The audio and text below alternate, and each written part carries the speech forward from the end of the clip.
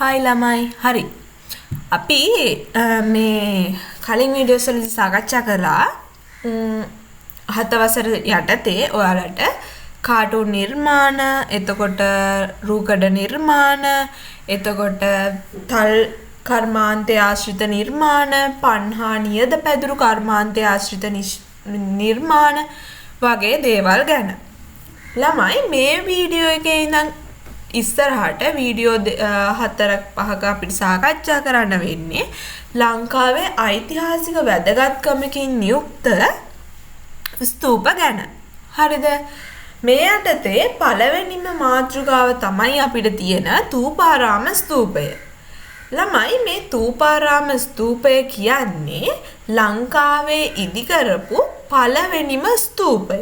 හරිද? මේක ළමයි දේවානම්පියතිස්ස රජතුමා විසින් ක්‍රිස්තු පූර්ව 3 වෙනි සියවසේදී ඒ කියන්නේ අනුරාධපුර යුගයේදී තමයි ළමයි ඉදි කරලා තියෙන්නේ. හරිද? එතකොට මේකෙදි අර හැම චෛත්‍යයකම ළමයි මොන හරි දෙයක් තැන්පත් කරනවනේ. මේකේ ඒ වගේ තැන්පත් කරලා තියෙන්නේ බුදුරජාණන් වහන්සේගේ දකුණු අකු ධාතුව. ඒ කියන්නේ ග්‍රීවාස්තිය. හරිද? එතකොට බුදුරජාණන් වහන්සේගේ දකුණු අකු ධාතු එහෙම නැත්නම් ග්‍රීවාස්තිය තැන්පත් කරලා තමයි ළමයි මේ ථූපාරාම ස්තූපය හදලා තියෙන්නේ කියලා තමයි වංශ කතාවල සඳහන් වෙන්නේ. හරිද? එතකොට මේ ස්තූපයේ හැඩය ඝණ්ඨාකාරයි කියලා කියනවා. හරිද? අපි 6 වසරේ සිලබස් එක යටතේ සාකච්ඡා කරානේ ස්තූපවල හැඩ ගැන. ඒ වගේ ඒකේ එක හැඩ තියෙනවා කිව්වනේ. ඒකේ ඝණ්ඨාකාර හැඩය තමයි මේ ථූපාරාමය ස්තූපයට තියෙන්නේ. හරිද? ඒ වගේම තමයි ළමයි මේ ස්තූපය ඉදිකිරීමෙන් පස්සේ එක එක කාලවකවානු වල එක එක රජවරුන් විසින් ප්‍රතිසංස්කරණ කටයුතු කරලා තියෙනවා. හරිද? මේ ප්‍රතිසංස්කරණ කටයුතු වලදී එක එක අලුත් දේවල් මේ ස්තූපයට එකතු කළා කියලා කියනවා. හරිද? මේ එකතු කරපු එකක් තමයි ළමයි මේ චෛත්‍ය වට කරලා හදපු ථූපගරය. එහෙම නැත්නම් වටදාගය. හරිද? මේ වටදාගෙයි ළමයි දැනට ඉතුරු වෙලා තියෙන්නේ ගල් කණු ටිකක් විතරයි.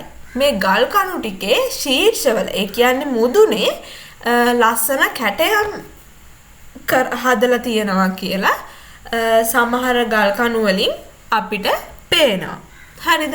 එතකොට මේ ගල් කණු මුදුනේ ගල් කණු ටික උඩින් අර්ධගෝලාකාර පියස්සක් වගේ හදලා මේ වටදාගය නිර්මාණය කරන්න ඇති කියලා විශ්වාස කරනවා.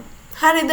එතකොට ළමයි මේ ස්තූපයේ උස තමයි අඩි 63ක් විතර වෙනවයි කියලා අපිට නිගමනය කරන්න පුළුවන්. හරිද? මේ ස්තූපයේ උස අඩි 63ක් විතර වෙනවා කියලා අපි හිතන්න පුළුවන් අපිට. හරිද? එතකොට දැන් අපි මොකද්ද අද කතා කරේ? ථූපාරාම ස්තූපය ගැන. ථූපාරාම ස්තූපය ගැන ළමයි ඔය ටික තමයි අපිට සිලබස් එකේ කතා කරන්න තියෙන්නේ. මොනවද අපි ථූපාරාම ස්තූපය ගැන කතා කරේ?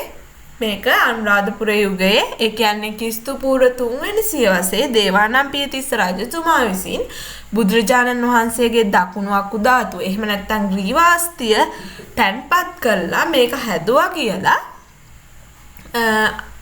වංශ කතාවල තියෙනවා කියලා කිව්වා. ඒ වගේම මේකේ හැඩය ඝණ්ඨාකාරයි කියලා කිව්වා. උස අඩි 63යි කියලා කිව්වා. ඊට පස්සේ ස්තූපේ ඉදි කරාට පස්සේ එක එක කාලවකවානු වල කරපු ප්‍රතිසංස්කරණ කටයුතු වලදී විවිධ ඉදිකිරීම් එකතු කරලා තියෙනවා කිව්වා. ඒකෙන් වටදාගේ එහෙම නැත්නම් ථූපගරේ ලජ්ජතිස්ස රජතුමා විසින් ඉදි කරන්න ඇති කියලා කිව්වා. මේ වටදාගේ එහෙම නැත්නම් ථූපගරේ කියන්නේ මොකක්ද කියලා අපි මේ වීඩියෝ එකේ සාකච්ඡා කරා. හරිද? එතකොට හැමදාම හැම වීඩියෝ එකේදීම වගේ කියන්න තියෙන්නේ මේකෙත් නෝට් එක FB page එකේ දාලා තියෙනවා. ඒකෙන් බලලා ලියා ගන්න පුළුවන් ඔයගොල්ලොන්ට. ඒ වගේම FB page එක follow කරලා තියාගන්න. ඔයගොල්ලන්ට ඕන note එකක් එතනින් හොයාගන්න පුළුවන්. විශේෂයෙන් සමහර විට ප්‍රශ්න ඉදිරියේදී දාන්න පුළුවන්. ඒවා ඔයගොල්ලන්ට ඒකෙන් බලා ගන්න පුළුවන්. ඒ වගේම තමයි මේ YouTube channel එක subscribe කරලා තියාගන්න. මොකද ඔයගොල්ලන්ට වීඩියෝ එකක් අලුතෙන් දාපු ගමන්ම ටක් ගාලා බලන්න පුළුවන් නිසා. හරි ළමයි, ඊළඟ වීඩියෝ එකේදී අපිට සාකච්ඡා කරන්න තියෙන්නේ රුවන්වැලි සෑය ගැන. එහෙනම් රුවන්වැලි සෑය ගැන සාකච්ඡා කරන්න ඊළඟ වීඩියෝ එකේදී හම්බ වෙමු.